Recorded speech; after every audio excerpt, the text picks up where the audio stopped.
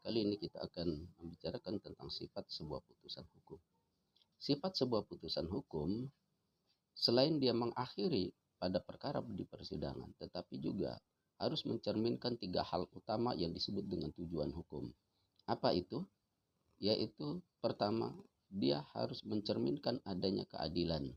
Keadilan di mana di dalam proses persidangan itu dia bukan hanya menerima pandangan daripada kedua belah pihak, dari si penggugat dan si tergugat, tetapi harus juga melihat kepada fakta-fakta di persidangan, harus juga melihat kepada pembuktian. Di samping itu jalan penyelesaiannya juga memang benar-benar harus memenuhi kriteria tentang bagaimana putusan itu harus bersifat adil untuk kedua belah pihak. Jadi apakah putusan itu kemudian ditolak, digabulkan ataupun kemudian di NO, itu harus mencerminkan adanya nilai keadilan di sana. Nah, yang kedua, bahwa putusan itu harus mencerminkan adanya kemanfaatan. Jadi tidak semata-mata kemudian jatuhnya putusan di dalam sebuah penyelesaian di putusan akhir itu, maka itu harus juga mencerminkan kemanfaatan.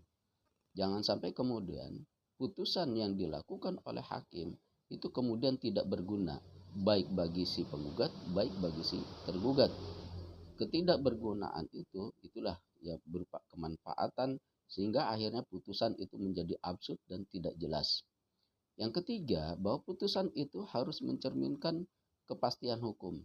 Kepastian hukum, ketika putusan itu terjadi sebetulnya ada kepastian hukum, tapi sering juga kemudian ada putusan itu yang tidak mencerminkan tentang kepastian hukum yang sebenarnya. Karena kepastian hukum yang sebenarnya itu adalah mempunyai dasar-dasar secara yuridis, dasar-dasar secara nilai-nilai keadilan yang ada di dalam masyarakat ataupun yang ada di dalam perkara itu. Nah, ketika itu kemudian tidak tercermin di dalam kepastian hukumnya, maka kepastian hukum seringkali kemudian menjadi absurd juga. Bukan hanya mengenai masalah kemanfaatannya, tetapi kepastian hukum juga akhirnya menjadi berlarut-larut, tidak cukup hanya sampai di situ. Seharusnya bisa kemudian dapat selesai pada waktu persidangan tingkat pertama, bahkan ini berlanjut pada upaya hukum di tingkat banding. Demikian yang sampaikan pada kali ini. Wassalamualaikum dan tetap semangat beraktivitas.